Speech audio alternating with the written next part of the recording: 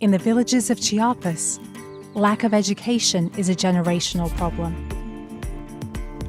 Many children are not able to start school in favor of working to help feed themselves and their families. And of those who start, more than half drop out before finishing. Generations living with no hope for anything more than a hand-to-mouth existence.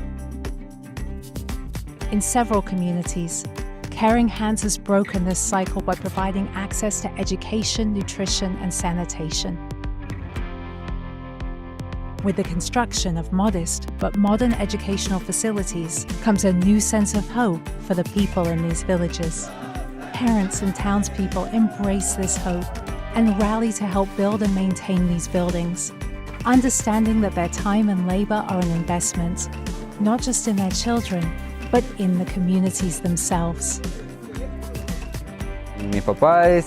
My dad is from here and works in the fields planting what is corn and beans and harvesting. My mom is a stay-at-home mom, always here, working in the kitchen. My family is from an indigenous community. They are dedicated to the field and, more than anything, to cultivating coffee. I would usually wake up at 5 a.m. I wake up at 4:30 a.m. I get up at 4 a.m. to make breakfast for my parents, my family. I help my dad a little because he has to go to work. My mom would sometimes make me breakfast before I went to class. I get ready fast.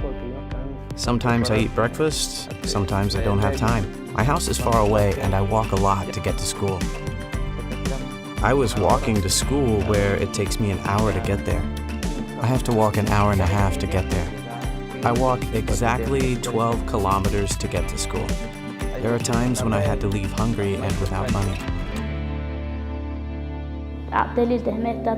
After school, I go home to work at the house while my parents get home from work. For me, it's quite a challenge every day to do these activities, along with my school activities. I do this because I want to help my parents, myself, and my family to get ahead in life.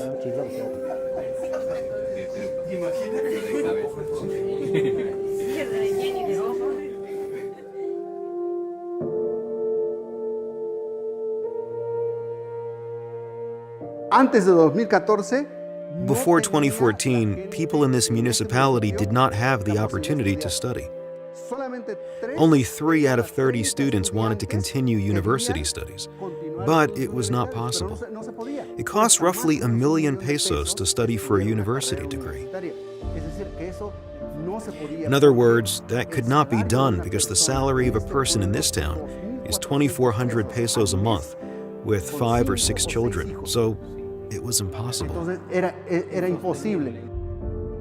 the indigenous communities, the parents have a hard time at first accepting what the potential of their children really is.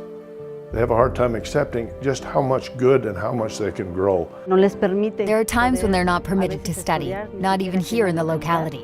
They have to work and go to other places to be able to support their family as well.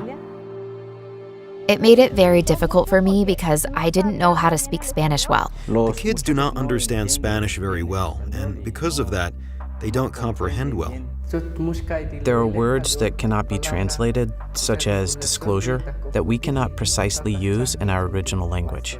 It's so challenging. I speak Spanish as a second language, and I try to do it as best I can, but I couldn't even imagine trying to be educated in that second language. It's an issue of inequality. We have a geography of inequality throughout Mexico. It is accentuated when you are indigenous.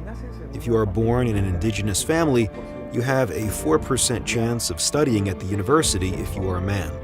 But if you are a woman, only 2%. Many of them are fathers at an early age. When I started studying, I had 2 girls, and since I finished school, I got pregnant and had another girl. A lot of times they're suppressed into, you can't get education and you need to work at home and you just need to be there with the kids. I feel very happy to be a mother and to be a student. I'm already a professional, and I can give my children much more than my parents could give me. These two college students that I have make me so happy. I like that they continue to study and that they are really working hard, since without their studies, it would make me sad, since there would be one more left like me. When I grow up, I would like to be like the famous violinist Paganini. I want to be a lawyer. I want to be a teacher in basic education. I want to be a doctor. Earn a bachelor's degree as a teacher. Many do not know how to read or write, and so I would like to achieve that dream, and I will continue to fight to accomplish that dream.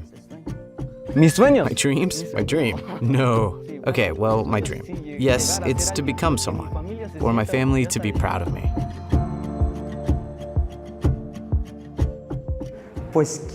I want to be an entrepreneur, a honey producer. I want to be the example to my family, to my children. My message to women, especially women from indigenous communities, is not to be left behind. We all have the same right to study as both men and women.